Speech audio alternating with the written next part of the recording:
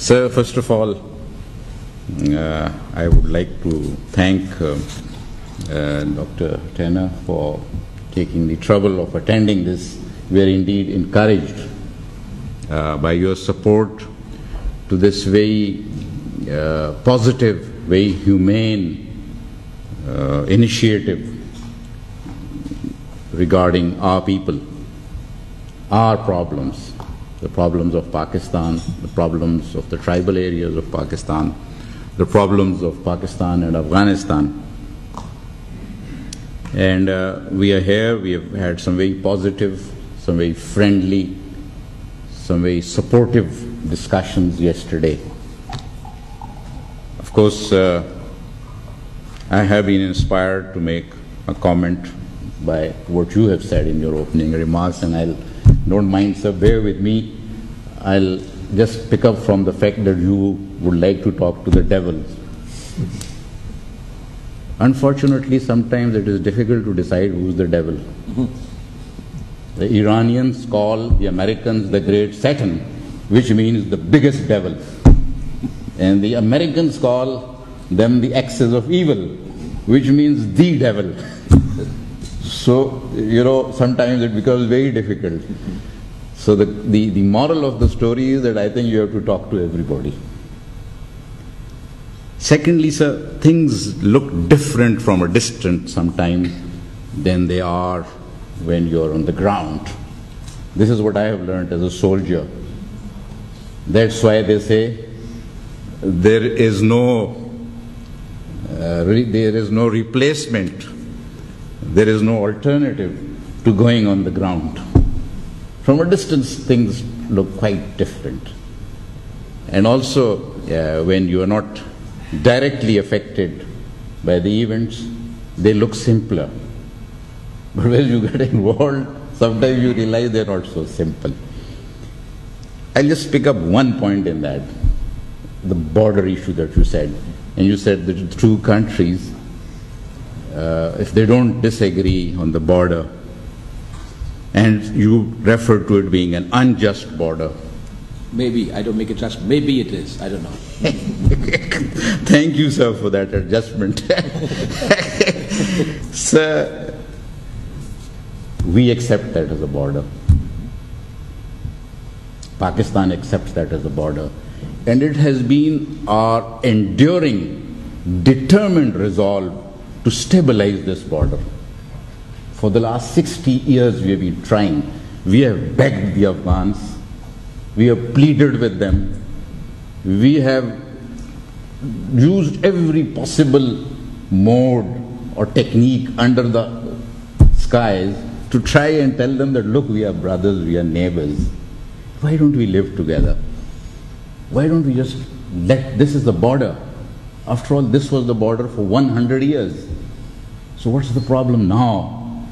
You were quite happy when the Britishers were on this side of the border, but when we, your Muslim brothers, come across, you say we don't accept this as a border. That is the first point.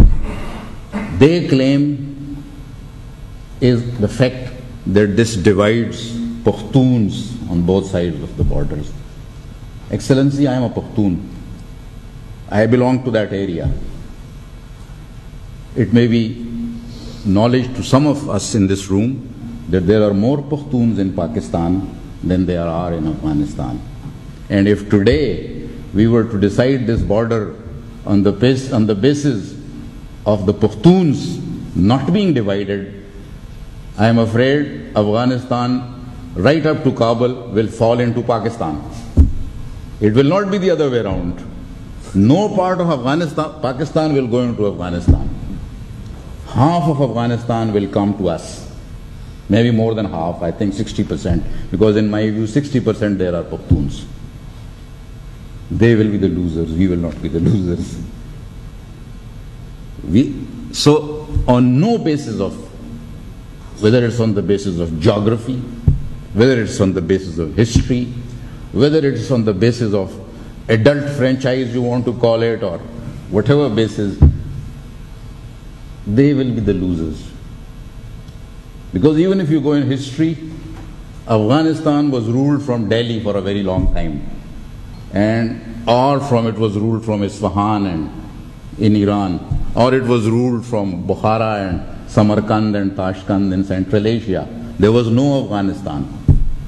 So if we were to try and delineate borders on the basis of history, ethnicity, geography, any basis, Afghanistan will be the loser, and they are our brothers.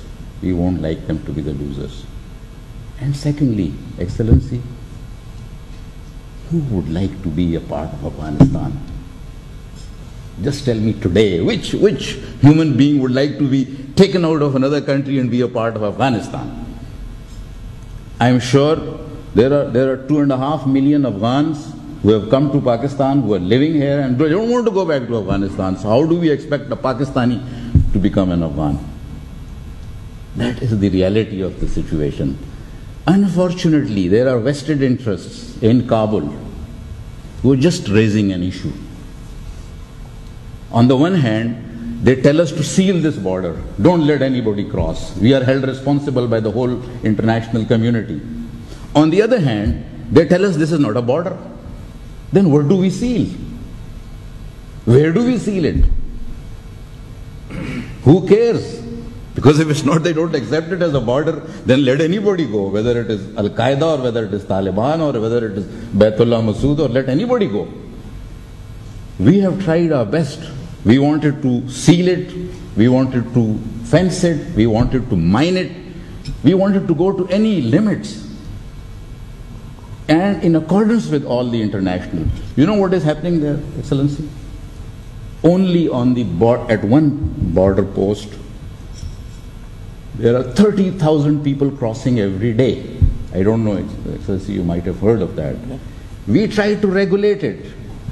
Biometric ID cards were issued to people that show this card and cross. The moment the guy would cross on the Afghan side, they would tear this card and they would say, don't come with a card. So on the one hand, no identity is acceptable to the Afghans. On the other hand, they told us, why are you letting Al-Qaeda move in? Why are you letting Taliban move in? So how do we are trying to look for a solution. How do we seal that border? How do we stop Al-Qaeda, Taliban moving across if the very Afghan officials are tearing their identity documents? This is our dilemma. Please don't mind if I have been a little emotional, but I think this is an issue which needs to be understood by our friends. Thank you very much. Thank you very much.